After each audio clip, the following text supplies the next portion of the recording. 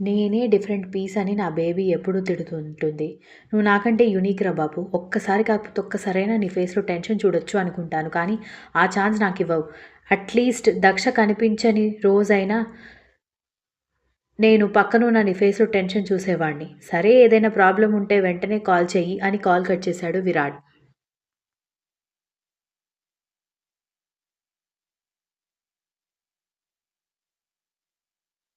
వీళ్ళ మాటలు వింటూనే ఒక పనివాడు ఇంటి వెనక్కి వెళ్లి ఎవరికో ఫోన్ చేసి, "మేడం ఈరోజు కూడా కొన్ని కారణాల వల్ల పెళ్లి గురించి మాట్లాడడానికి గుడికి వెళ్ళడం మిస్ అయింది. రేపు వెళ్తారేమో" అని చెప్పడంతో అవతల ఆవిడ ఏదో చెబితే కాల్ కట్ చేశాడు.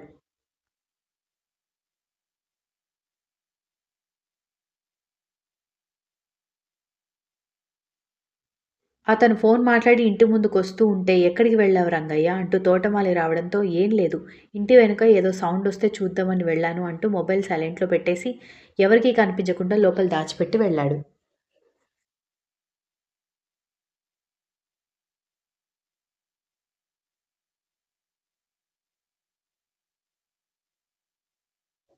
నవీన్ ఇంట్లోకి అడుగు పెడుతుంటే ఆగక్కడే అని నారాయణ ఆపడంతో లోపల అడుగు పెట్టేవాడు ఆగి తండ్రి వైపు చూస్తే, "ఏంట్రా ఇది? మమ్మల్నెవరిని ప్రశాంతంగా బ్రతకనివ్వకూడదని నువ్వు నీ చెల్లెళ్ళు ఏవైనా శపథం చేసుకున్నారా?"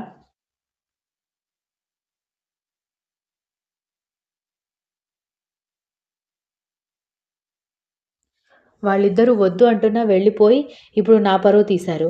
నీ రెండో చెల్లెలు అతను వదిలిపెట్టాక ఇంటికి తిరిగొచ్చింది అనగానే నాన్న అని అరిచింది దక్ష. ఆయన నన్నేం కావాలని వదిలేయలేదు.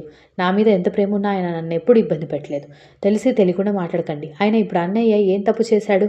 తను తప్పు చేయలేదని ఒప్పుకున్నాడు. పైగా ఒక ఆడపిల్లని కాపాడాడు. అది కూడా మీ దృష్టిలో తప్పేనా? అనగానే ఓహో! తప్పులు చేసేది కాకుండా ఎదురు మాట్లాడుతున్నావని అనగానే ఇంక నేను మాట్లాడొచ్చా? అన్నాడు నవీన్.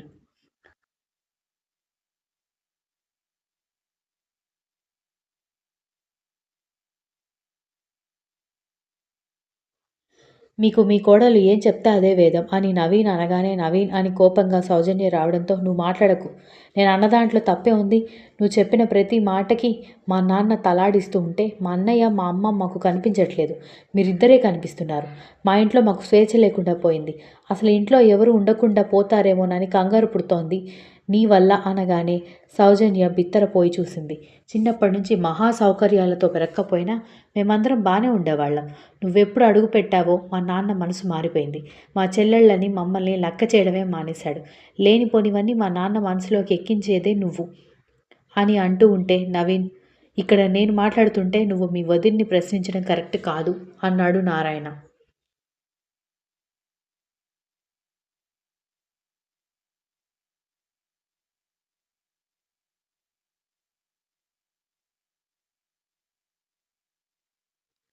పైగా తప్పులని మీరు చేస్తూ మీరు తప్పులు చేస్తున్నారని చెప్పినందుకు ఇలా మాట్లాడుతున్నావు. ఇంట్లో వాళ్ళ గురించి ఇలా మాట్లాడొచ్చా? అన్నాడు నారాయణ. అయితే నీ కడుపున పుట్టిన మా గురించి నువ్విలా మాట్లాడొచ్చా? అని నవీన్ కూడా అరవడంతో నారాయణ షాక్ అయితే నువ్వైతే కడుపున పుట్టిన వాళ్ళ గురించి ప్రేమ లేకుండా మాట్లాడొచ్చు. ఇంట్లో మనుషుల మధ్య చిచ్చు పెడుతున్న నీ కోడలు గురించి నేను అలా మాట్లాడకూడదా? నీ కూతురు గురించి మీ కోడలు ఎన్ని చెప్పి చెడ్డవాళ్ళని చేస్తున్నా కూడా నీకు బాధ కలగదు. కానీ నీ కోడల్నంటే మాత్రం ఎక్కడ లేనంత కోపం వస్తోంది అని నవీన్ అడగడంతో ఇక ఏం మాట్లాడినా కూడా పరువు పోతుందని నారాయణ మౌనంగా ఉన్నాడు. ప్రతిరోజు ఇంట్లో ఏదో ఒక గొడవ.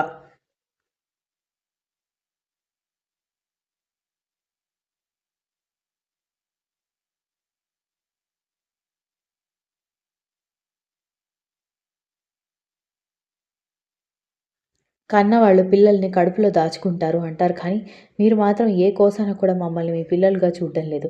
ఇంకా ఇక్కడ ఉండడం మా వల్ల కాదు. దక్ష రామ్మ వెళ్ళిపోదాం. ఇక్కడ ఉన్న కన్న తండ్రి అని మర్చిపోయి ఆ పేరుకి కళంకం తీసుకొస్తూ మనందరి గురించి ఇష్టం వచ్చినట్టుగా మాట్లాడతాడు. లోకంలో ఎంతోమంది పిల్లలు లేక ఏడుస్తూ ఉంటే ఇలాంటి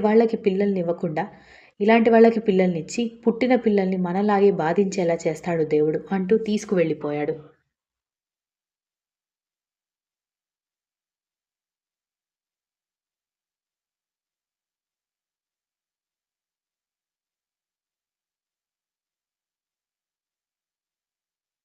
సంగవిని, శాంభవి, మోహన్ రామ ఇంటికి తీసుకొనొచ్చిన స్నేహ గాని, వాళ్ళ నాన్నమ్మ గాని తనతో మాట్లాడలేదు.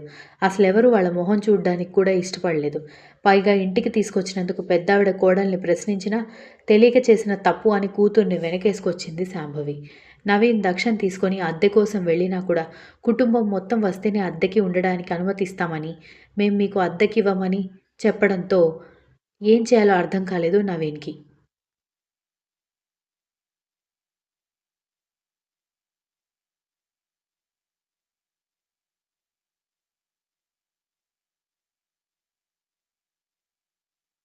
అప్పటికే చాలా ఇళ్ళు తిరిగి తిరిగి అన్నా చెల్లెలిద్దరికీ ఆయాసం రావడంతో నవీన్ ఆయాసపడుతున్న దక్షని గమనించి షాప్‌లోకి వెళ్లి వాటర్ బాటిల్ తీసుకొచ్చి సారీ దక్ష అనగానే ఆశ్చర్యంగా అన్నయ్య వైపు చూసి నవ్వింది. ఇందులో నువ్వు చేసింది ఏం లేదన్నయ్య. నాన్న, వదిన ఇష్టం వచ్చినట్టుగా మాట్లాడుతుంటే నువ్వు ఇప్పటివరకు చాలా తట్టుకుంటూ వచ్చావు. ఇక నీ వల్ల కాకే నువ్వు ఎదురు తిరిగావని నాకు తెలుసు. మనశ్శాంతి లేకుండా మనకంటూ ఒక విలువ లేకుండా ఉండే ఇల్లు పుట్టిల్లయినా సరే నరకంతో సమానం. మనమంటే చిరాకు కలిగే మనుషులకి దూరంగా బ్రతికితే అంతకంటే ప్రశాంతత లేదు. కాకపోతే ఎవరు మనకి అద్దెకి ఇవ్వడం లేదు. కుటుంబం ఉండాలి అంటున్నారు. అందుకే నాకు చాలా బాధగా అనిపిస్తోంది అంది.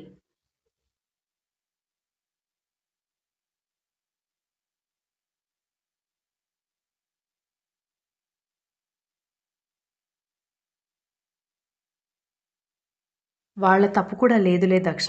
ముక్కు మొహం తెలియని వాళ్ళకి అద్దెకెలా ఇస్తారు? వాళ్ళని తప్పు పట్టడానికి లేదు అని అన్నాడు నవీన్. వాళ్ళ తప్పు లేదన్నయ్య. నేను కూడా వాళ్ళ తప్పుందని అనడం లేదు. వాళ్ళ భయం వాళ్ళకుంది అనుకుంటే మనం వాళ్ళేమన్నా విని బాధపడకుండా ఉండలేం కదా! అని దక్ష బాధగా చెప్పడంతో సరేలే నీళ్లు తాగు నేనింకేదైనా చూస్తాను అన్నాడు నవీన్.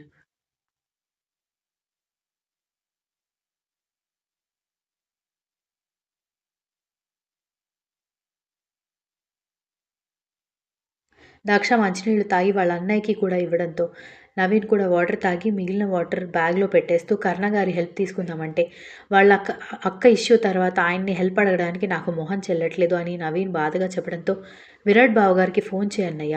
ఆయన అయితే ఖచ్చితంగా హెల్ప్ చేస్తాడు అని చెప్పింది దక్ష.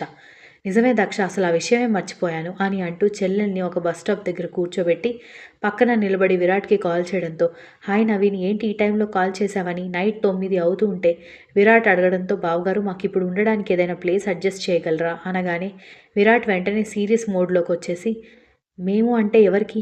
అసలు మీరెక్కడున్నారు? అని అడిగాడు.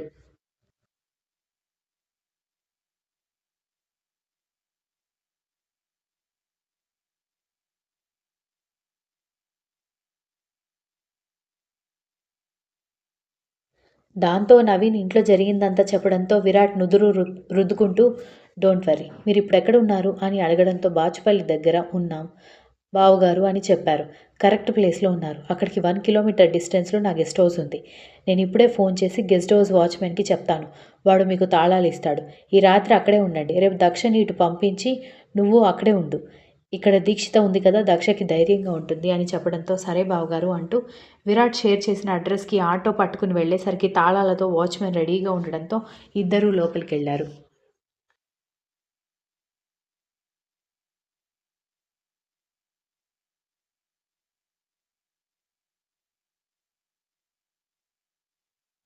తాళం తీసుకుని లోపలికి వెళ్లి లైట్స్ ఆన్ చేయగానే మంచి ఫర్నిచర్‌తో చాలా ట్రెండీగా ఉన్న గెస్ట్ హౌస్ చూసి ఎంతైనా డబ్బున్న వాళ్ళు ఏదైనా కొనుక్కుంటారని నవీన్ నవ్వుతూ అనగానే, "ఆ మాత్రం సంపాదిస్తూ ఈ మాత్రం ప్రాపర్టీ లేకపోతే ఎలా అన్నయ్య" అని గదులు చూస్తూ మళ్ళీ పై గదులు ఎందుకు అన్నయ్య?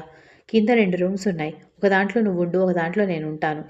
కానీ వంటకి ఏమైనా వస్తువులున్నాయో లేదో అని కిచెన్‌లోకి వెళ్లి ఫ్రిడ్జ్ ఓపెన్ చేయగానే అన్నీ రెడీగా ఉంటే కూరగాయలు తీసుకొచ్చి విరాట్ సార్ ఇది మీకిమ్మన్నాడు అని చెప్పి బియ్యం లోపల ఉన్నాయమ్మా. బ్రెడ్, ఎగ్స్, పాలు ఫ్రిడ్జ్‌లో ఉన్నాయని చెప్పి వెళ్ళిపోయాడు.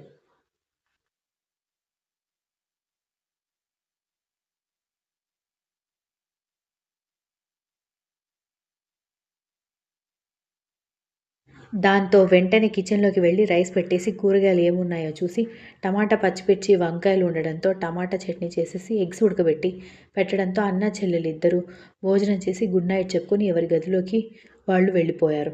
అన్నా చెల్లెలిద్దరూ ఇల్లు వదిలేసి వెళ్లారని కర్ణకి తన మనిషి ఫోన్ చేసి చెప్పడంతో ఓకే అని చెప్పి కాల్ కట్ చేశాడు కర్ణ. Continues. If you like this story, please like, share, comment and don't forget to subscribe.